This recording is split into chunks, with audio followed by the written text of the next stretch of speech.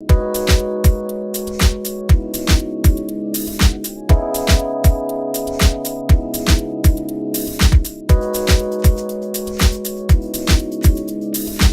mean, on the US equity market, you are fully right. I mean, it is almost priced for perfection. US equity are expensive, and also because the Federal Reserve, we think they are going to be more hawkish coming ahead, increasing its rate policy, decreasing its balance sheet. So I think we don't want to be too much exposed onto the US equities. On Japan, the story is slightly better, even if the market is at its highest point since a few years, but then the economic outlook is strong. There is still a big help coming from the Bank of Japan, and the valuation is much more appealing versus the US equity. On that market, we have a deep preference toward Japanese small cap because they are much less linked to the currency valuation or currency movement, and that's something that we do like. On the emerging markets, we recently take some profit on the LATAM due to valuation, and we still have some exposure towards some Asian countries using a long-short funds, but the region that we prefer currently is the emerging Europe, i.e. like country like Poland, where we see very strong economic data, and also there is momentum coming from the ECB. So the fact that ECB is doing monetary expansion is helping also the Eastern Europe.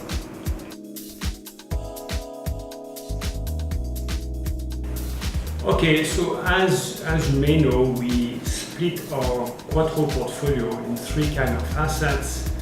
There are the growth assets, or if you want the risk-on asset, there are the protection asset, or the defensive asset, and the uncorrelated asset.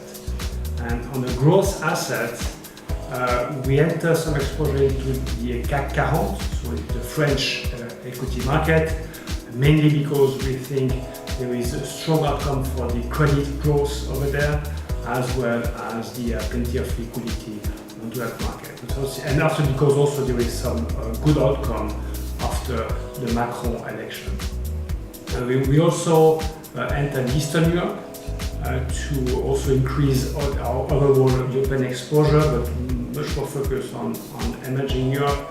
Very strong growth over there, very strong data on investment, also plenty of liquidity. We also enter the SMIs, the Swiss equity market, which is much more defensive, but to have exposure towards two main sectors, the financial sectors, banks, and also the health sector. We take some profit on LATAM, we get some LATAM exposure, we reduce them.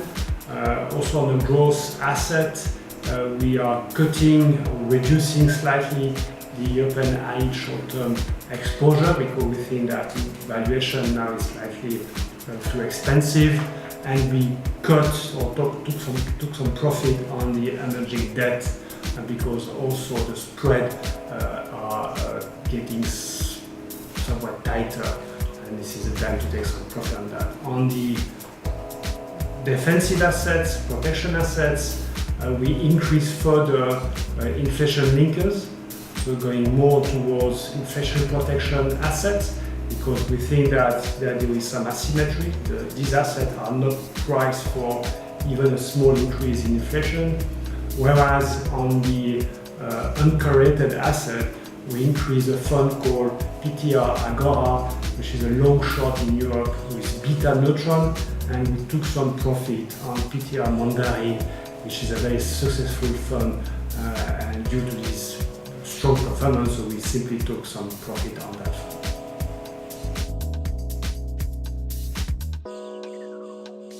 Before talking about risk, there are still some good news, and it should really last for the next 2 or 3 quarters. It's the growth.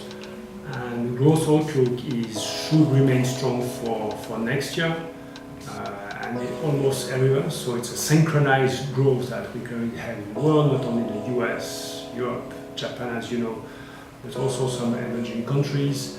So that should also help the underlying movement on the earnings. So the earnings should stay pretty strong at a pretty high level. That's for the good news. The main issue is the liquidity.